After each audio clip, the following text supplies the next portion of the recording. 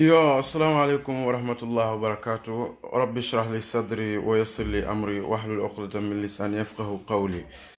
mbe ala tantula na ala tanto kola mbe sallaki la sallallahu alayhi wa sallam ate ana la bundon ko mumebe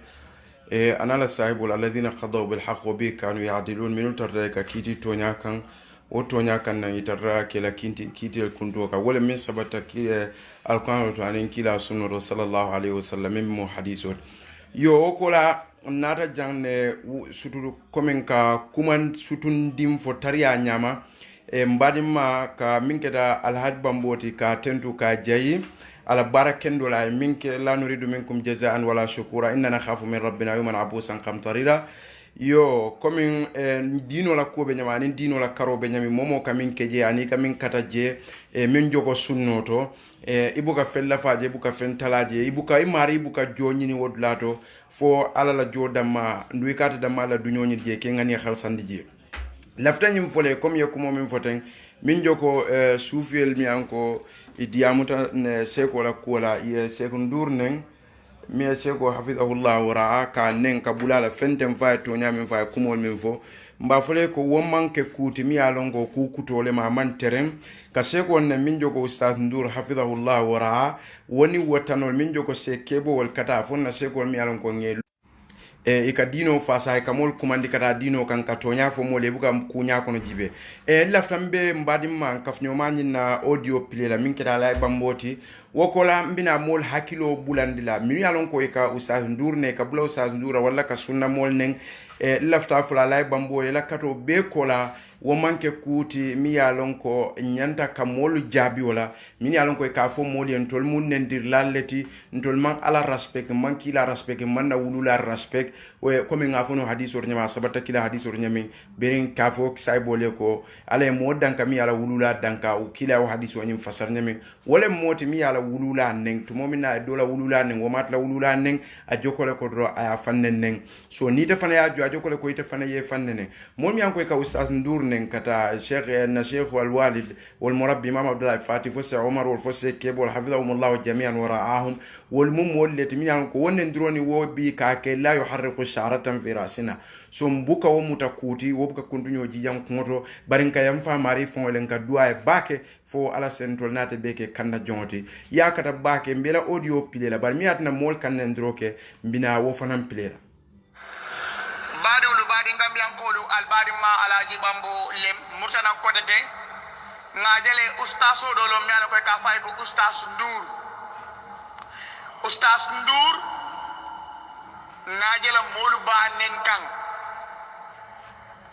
ngajele mol be kuma jamal fokama al continue ko fo nduruma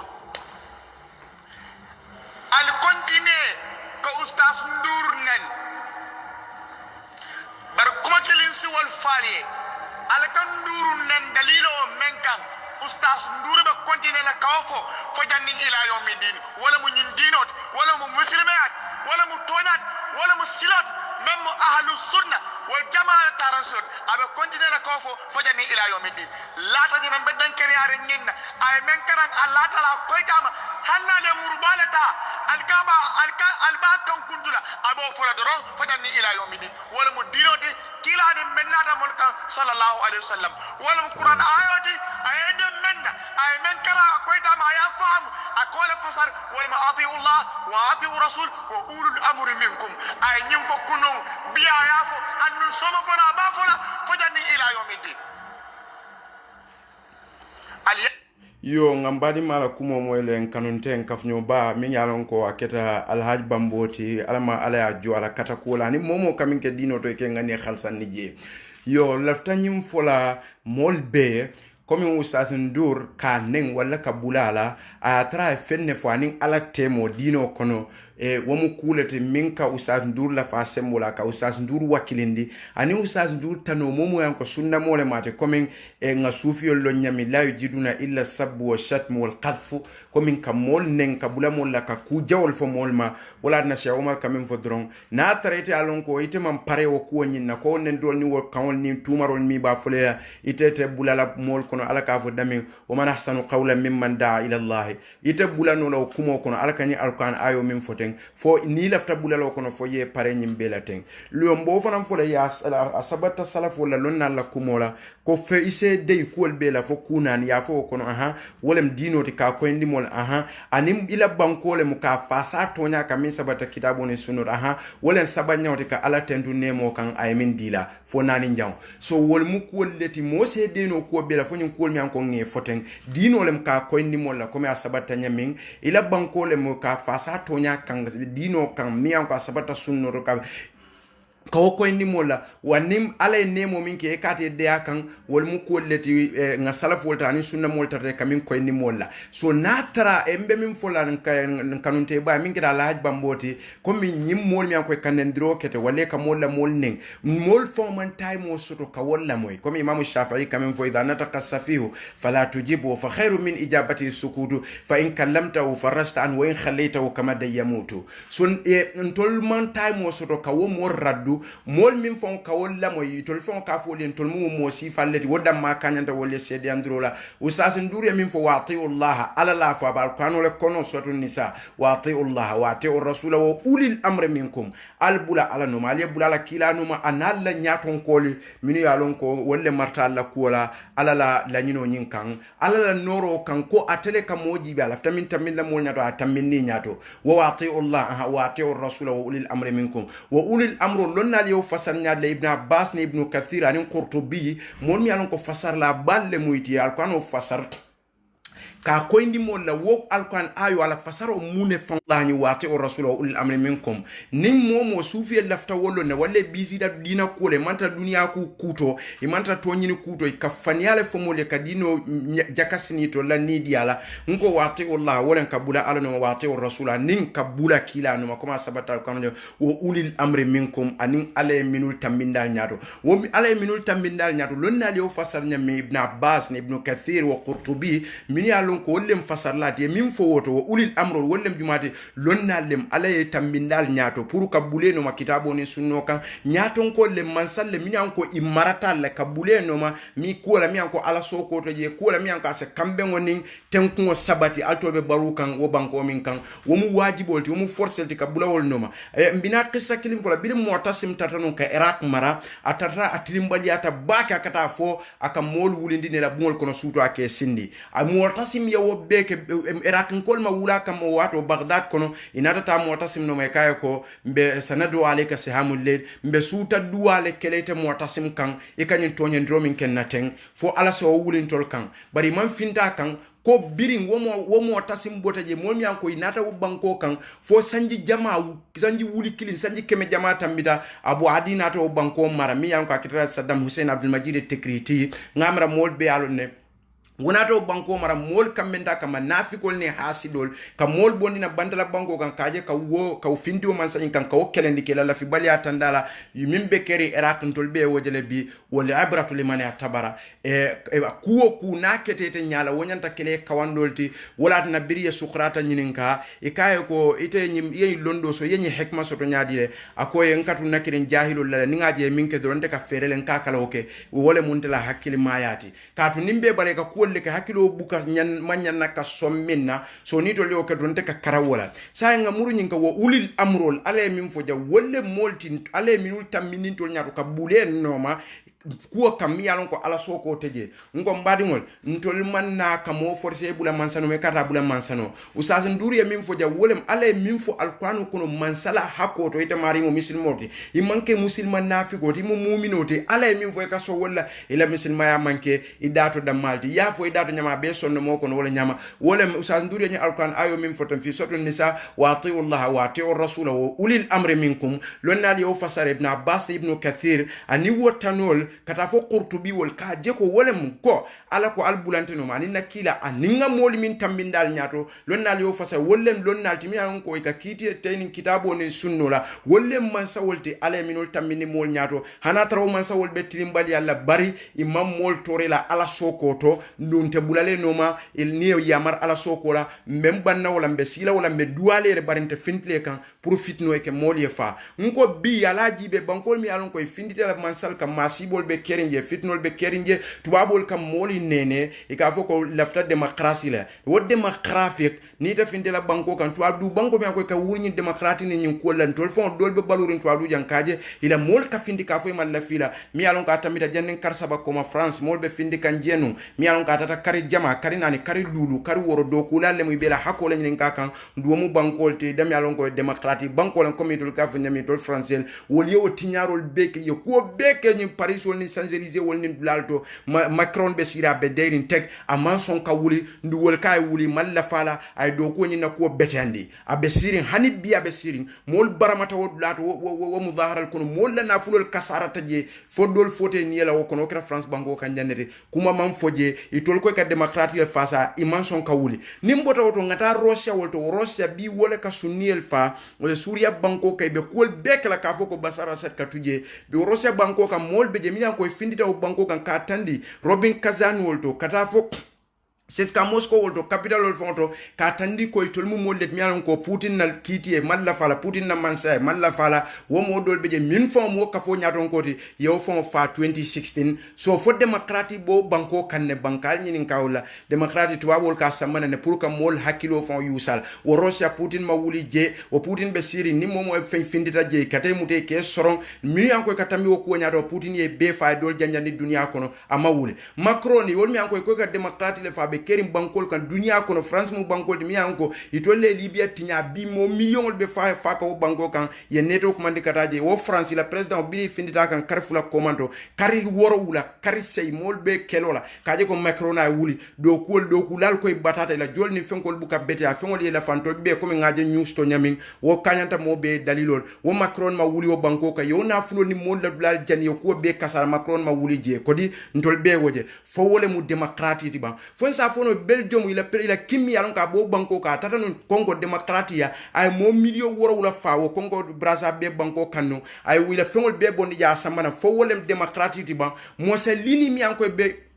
ay mol fa mo million ol fa Stalin ay mo million won fan wo Russia banko kanno fo ka wo banko mu tabe qabda min al hadid fo wo mak wolle molti mi an koy democratic kanu ban hani wul yale moy katan tol da ma dundi nyola misilma ya watu wati e ko li jalbil masale wa dafel madar wolem ko asa tanko sambana misilma ya ka wole ko be masibo samana ko le pousse e al nkoto ma min kedete alay bamboti ni soufel nko niye nen diro ke al kakale jabi al kakale nen diro la moy al kakale donc wato tentol buru purun ka iraddu ila nendrol ke kaminke wakanya tentol ye dalilo to komitol fon leke fam fo molie ka tandi kontol munyun nentol kanna alfa len tol halkitan tol be tenin fon ka duwe fo alama ale kanda ale jerindi tonyala ka to ajoko se Umar kamin fo molmi an koy wulta biri ibota nyim fania fo la no may tatate se Umar no makaji kontol le tatan ka fo tenin teng ise hako bonyen tatake nenne one time problem ti so ni bo wodia mola du karembe ala dan mo fon kakala audio bondi ka fo e muna na usas ndura alianen wala muna na le Imam Fati nen wala mina na le Cheikh Umar ne muna na bulata la yo alke ne muna na alka kumo be fo se keboma mawo time o soto alka kala audio fon sen dulat wala fon alka kamfa ka fo e audio to nsa fo e al Cheikh Umar nen ka to sufi alman karango no fon nendiro al nendiro ka to sufi alman karango no fo faniafo al faniafo sufi al ko woto al se faniafo al se nendiro ka kaje ko alman karango no dum fal se diamo mona na be diam la ha sidia wole yal nyamandi kaje ko dino ka business ka mol filindi ka fo mole alnam beta jahannama ka mol kumandi alfangol bato ka la nidia ka mol kumandi pour altoli ke ala wolti nyaton ko di mol kal batu altolle mana budum illa li yuqarribuna ila Allah zulfa ka ko ke kaje ko manta wakela sufel mba frale ko ani mol mi an ko kadiamu ka fo sufel ye dey itede no lambadi fo se ndro ke katu man karam mbadi fo se mol dunyo katu man karam mbadi fo se mol la society tinya ye wole no katu man karam mbadi fo ise mol dabar fo ise mol fa fo ise kuma jawo be fo mol makatu man karan sai ngani mim fo la mankuto de man karete la fta e muneke munkoto malay bambo fo yew sa sen dur neng fo Imam Fati neng fo se Umar dem fo se kebo neng fo na sekol neng katu man karan fo na sekol neng katu koy man daji ko sore man dino respect me fam bunya botam mol mi bale me respect wolle kanen droke e ka fo mol e control fele wala tina mo hada madingo ka foko bil karam tashabba di yum bil karam wa man tashabba bi abi fama zalama mo be to nya droke fami ye mulun tanyo ya fala wala ye mulun tanyo ya society la te bota min kono nko usas ndurte de lañi na komin koto ma lay bambo ya fanya min ka fumo ala ko kila ko wala ko ta ba fala min kan daki amma mola jayir nyinin ka je amma mola tanturu nyinin ka je mola songo ila sombaliya amma wo nyinin ka ja be safere nyama ba fula wala nyama wala mata kum rasul fa khudhu wa ma nahakum anu fantahu wole be kala kuwati mi yanko sa ndurbe tula fula ndate deila wo kam fongata ngake ko bani israel kol kanu la tana hauna munkarin falu la bisa ma kanu yafalun ntawakkala fo ta ndur sen ko ni mo la kafu mo le ko wa intuti akthara man fil ardi yudilluka an sabilillah yattabi'una illa dhannan wa inhum illa yakhrusun fo sa ndur se ko ni mo la ka je ko ala ka fo mo kila kanu ko nami muhammad wa intuti akthara man fil ardi ila mo le afo ko ni bulata mo jamanu wa banko kan yudilluka an sabilillah se fil ndesilola yattabi'una buka bla fenoma illa dhannan fo la miro kadu dalila tebul wa inhum kadu tol fanfo illa dron yakhrusuna ka fanyale fo yakhrusun yani yakdhibu le ka uliafo usandur bole fola mole usandur sa fo moli ko fana wala tasubbu alladhina yad'una min dunillah alkata molne minul yalon ko fanwo imalla alala minyanko kitab dun kelle muyti yahudol le muyti manke ala batulalde comme alaka fo alqano kono nyamala kila nyami usandur sa fo moli ko ala bambo ولا تسبوا الذين يدعون من دون الله فيسبوا الله عدوا بغير علم كذلك زينا لكل أمة عملهم ثم إلى ربهم مرجعهم فينبئهم بما كانوا يعملون وساندور سو فموليه وساندور سو فموليه كو أما ده النفس كذاب مول ميانكو كي فان جاي كفانيا فنيو كتونيو جاي لا أنيكا كومي فان كقول في فان فانيا فولا لمويته وساندور سو فموليه كو أطيعوا الله وأطيعوا الرسول وأولي الأمر منكم وساندور سو فموليه كو بعدين الأربعة على نوما اليبولا كيلا نوما الكتاب landa usas ndur nin dambe noma wo ulil amri minkum analla lunnal min tammital nyaato analla nyaaton kol min tammital nyaato wolle al mara al bula wol noma usas ndur setu wo fola moliye dron usas ndur sa fo moliye wa idha qada Allah wa rasuluhu amran nin alana la kila yakiti yokundu ko minna an takuna lahum khiratu min amrihim moman kusoto to ila miralo kotake in lafta folan tolle bura kankar kundan fe nga fotron samena wa atana ghufrana rabbana wa ilikal masir usas ndur sa fo moliye dron usas ndur sa fo moliye ko asalafa hada nasa sabilan wa asdaqum qilan wa arjahum ta'dilan usas nduru sewo fo moliye dron ka jeko ali bula kil ala no manala kila ni wole kiti kundu ko mina kubuka la fawdo kubuka talawto ite lafta wala imal la fola usas nduru sa fo moliye mi yanko dino jawle mu de sufiyel le muyti natara dalilo balbulu hatu burhanakum in kuntum sadiqina ala la dalilo samana nal mu tonya molle usas nduru sa fo moliye ko udu ila sabiraka bil hikma wal mau'izati al hasana wajadilhum billati hiya ahsan usandur sa fo moliye kon ko nga mol kumande ala kan kila kan londo la bunya kono hikma kono kulu kono fo yeke molti mi yanko be kandala pour ye sonyen dino la nendir kata taraje daji ko se tambi ko be nyaato koma sabata nyame usa ndur sa fo moliye ko alkila la sunno mutaye bambang alkata fel la faje alkala fentalaje momo e woke faqada flahata fi dunya wal akhirah i gagneta dunya ko jani alkiyama usa ndur sa fo moliye ko alkata bula mol no min yalon ko yudilluka an sabilillah yattabi'una illa dhannan wa inhum illa yakhrusun usa ndur sa nyin fo moliye se kebo sa fo moliye se omar sa fo imam abdallah fati sa fo moliye alamin touré wol sa fo moliye se bandi wol sa fo moliye ñunul mi ya lonko tolle molti minul ya lonko jikitela alay ni boroke la londo la karola ka to nyama futandi molla allahumma la hasad hasidiya kata traje dhalika fadlullah yutihi man yasha wa mu alala talarol ta lafta minna ka di wolala ni te mari man laf wala sida ala no masando ya fa ente man son ila talarola usandur wol sanya hadiso fo moliye mi ya lonko wala mu tawhidoti abe sabati hadith ibn umar nyame innamal a'malu binniyat wa innamal likulli imrin ma nawa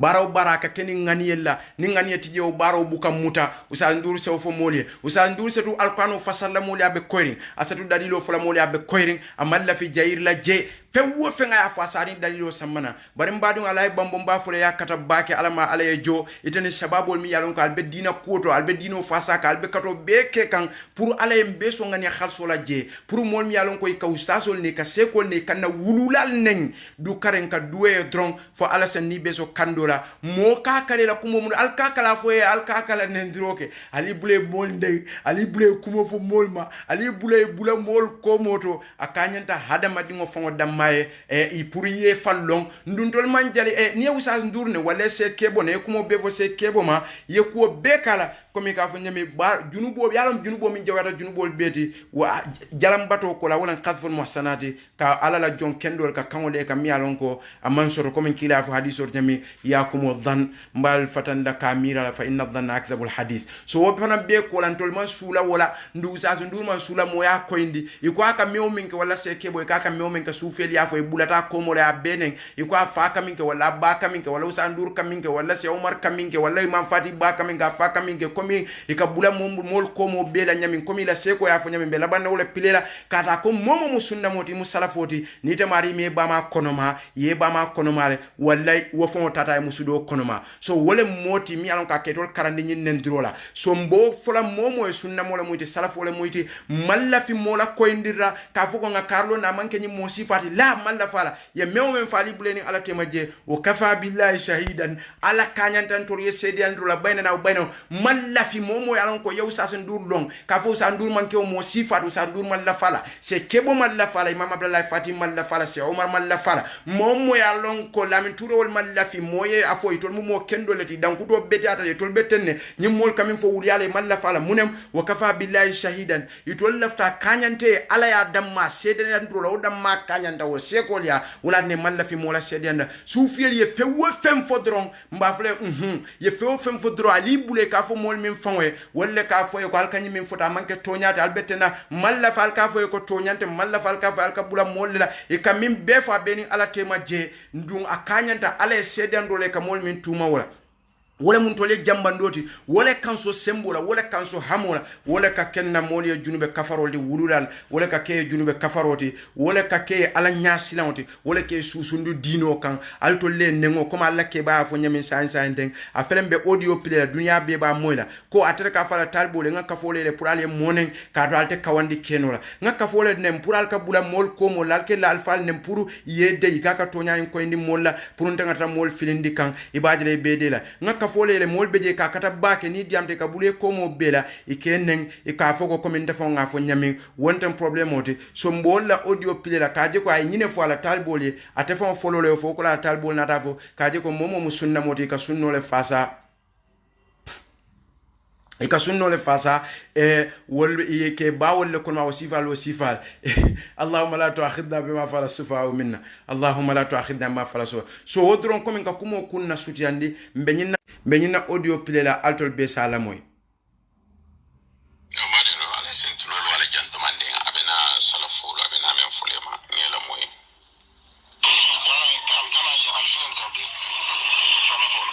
ala nya don ko jama ni mo to ko ma ye ba yo ko ma wala ta no ala nya don ko jama man be ba ko ma o ro musu ko ma wala dina jama no to ya kila no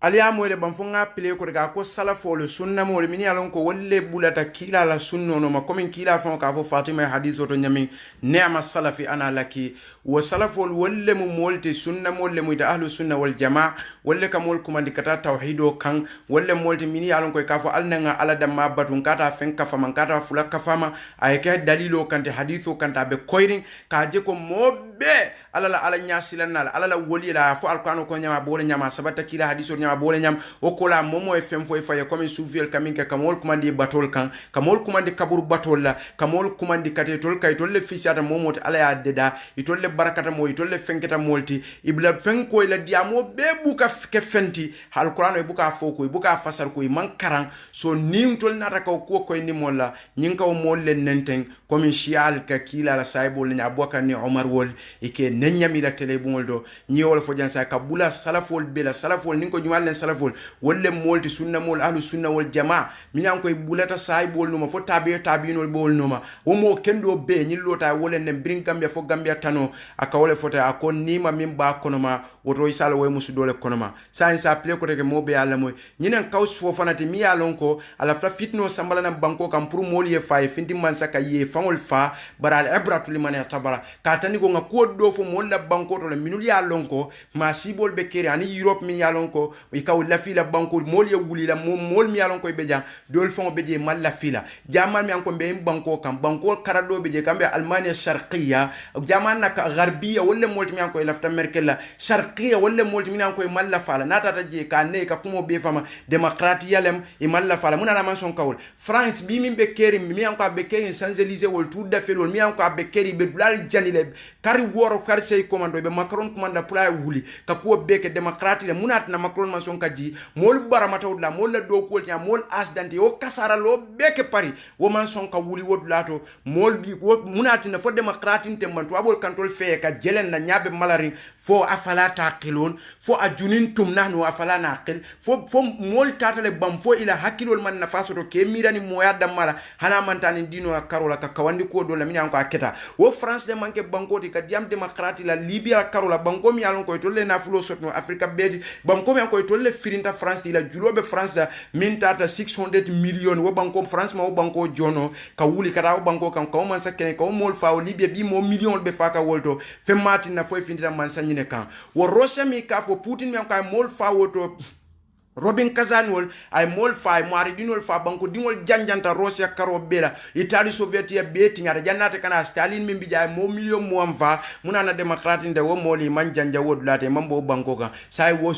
Russia wolle kam wo mol fa wo Suria banko kan won munemu biri wo mol findide la man sakan koy man la fala munante hakil mala ba nyimman kanya moli hakil ba Napoleon Bonaparte mi alon ka tata France banko ka France mara imperatoria moli alon sanji tam français findita kam pro Napoleon pour Napoleon pour impare ay fin de France banko kan Napoleon Bonaparte be France yow mudahara min keje ay mo million tam fa France banko kan jani kara Algeria no kam fo mol ma wo kala muta ban biri tol tumo min tol français fin de Napoleon kan Versailles sate kon nyimbe nyanta kala mol ya kawandol ti mol ya lon comme man saka finda kan comme man saka mol susu ndaka kan demokratia fo mol ye libeno mi anko ko be demokratia nyo banko tinyata era kenni mi alon ko findita Oslo no we sate kono ka kumbo ka je ko tolle mol ti mi alon ko problème be Iraq itolla sabu itolle ka fo moli alfindinu Fallujah Baghdad alfindinu Kurdistan Saddam Hussein Abdul Majid Tikriti yewul ma sibo be kel mol be fata ka diamu social media ka kumbo ka je ko itolle ketaw sababoti belen Saddam Hussein beje Iraq be tankundi mol katila hajo le kanana fo wo bete kelantol ye kawandol ni kolni hakil mayalti ban wo se kenye koti al abratu liman yatabara ase kenye kawandoti bake wal wiqatu khairum min al ilaj nyi sufiye kata monene nyimi anko abulata mo kendo bela salaf wal minul fata min yalon ko ay wasfunin kula ala kontol kata mol ne usaya tondi fa haj bambo ni en nasekol nen ala ko sunna mol kila ayte mol mi anko be kila no wolle mu'minol ti wolle sunna mol ti wolle salafol ti wolle muslimol ti haqqan kuma fa nyami ya walladina amanu taqulla haqqa tuqatihi امتثال اوامري واجتناب النواهي يو وكو من بي ونياما على كولا فو كده ولا تسبوا الذين يدعون من دون فيسبوا الله عدوا بغير علم نيتول يمول ني بولاي يمول ننجي ني يمول قذفي بولاتا مول ولولا لي كان لا مول كان اسا كومي حسن بصري كا فو نيامين اكو مو ني على تندو بات نيتو مومي هارما دول بولاتا ني كومول فو نين كو مونن ومو برادول تيغا مين سودا ما بارانو تو مومي كاي كنيو be sate kono nana tele maji sor nata ta kawlege Hasan al-Basri nata nyin kumo fo bari na nyim yanko ni sufiya min kamol kumani banko kam pour findi man sakkan pour mol kay ila musol lani komala pour ate kila leje saybol le fata Gambia pour man nin kolin tol mu ala dingol leti ala tol wolem koti takadu samawati yatafattarna minu wa tanshaqqat wa takhirul jibal hadda anda awli rahmani walada wa bayam baghi lirrahman ay yattakhidha walada birin kafirol wulta mi anko kitab dunkel ni tanole ko ala dingol soto ako takadu samawati yatafattarna minu wa tanshaqqul ardu wa takhirul jibal hadda anda awli rahmani walada ka kumandro ko kuma kan wala waro kamma konkol ni fenkoli bese kati bese tay anda awli rahmani walada ka kumando ka fo ala dingol soto ala ko mayam baghi lirrahman ay yattakhidha walada amanda ala pride dingol soto ate ko man ni ko mo ala dingol nako ala dingol soto wala nyindi ko ala man senia wala nyindi ko ala ni musol ka kaf wala nyindi safon ate banna bi komin ka kuma jawola ni alakan wo so momi anko ka kumol befo wala kanalon tole ka fa alfindi man sakkan al man sakkelendi kitabu jumala kamin karan bari akko buka ke bala fatiha buka mol ni tora fo hade madingol ni hakilo be kendare ka bulawo kumono momin ka fayda fo faya se musululu nyini no woro la ka kuma ndi joene o kan momi anko ka lo ka fo wululu fay na society ko ne sela musola nin komala ka tu ko imam malik kala musola nyani komala mol be siri ka fo Allahu akbar akko ka ke bala fatiha ka mol sindi alfal ka fo nga kila ja al wulalelo ke bal kallo ka fo kila na tasai ka wuli kallo buka fenje hadamadiya hakilo alte mako la nafato wa mbadi ngon ngo ko do beje al ngo misal ni dino la karo ngo ko do beje ngo suman ning hakilo la karola kaje ko bire alay hakilo dinna o munne ma balti la to addu wala tuhsa man samo kata finta kan man sanga duwayo ay nala taroje wala mun nakayro ta taraje tenko ay taraje man sanga no ma koma sabatal ko anoto nyami ni fale koy kata no may bal koy kata no may wulu nyole koy kata no may bam far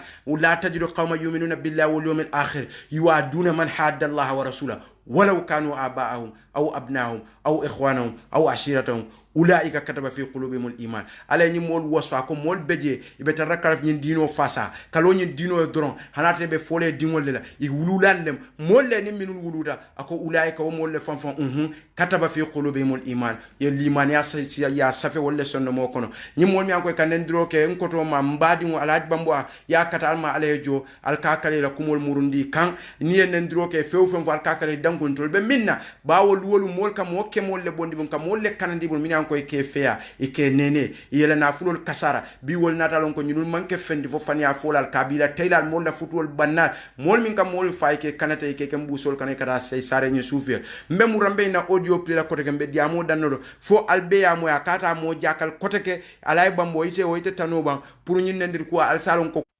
ay kulune ndiro nyin nale anaye burane ndiro nyin kanal sala moy kote ke ay min fo sunna mo la kuoto ay mo bene nyami momo yanko be kila birin kabo kila la kana fo momo be kila en sunno noma nyin lota ay bene kata ni ko ni wol mela wululal konoma isita musudol konoma wal yadhu billah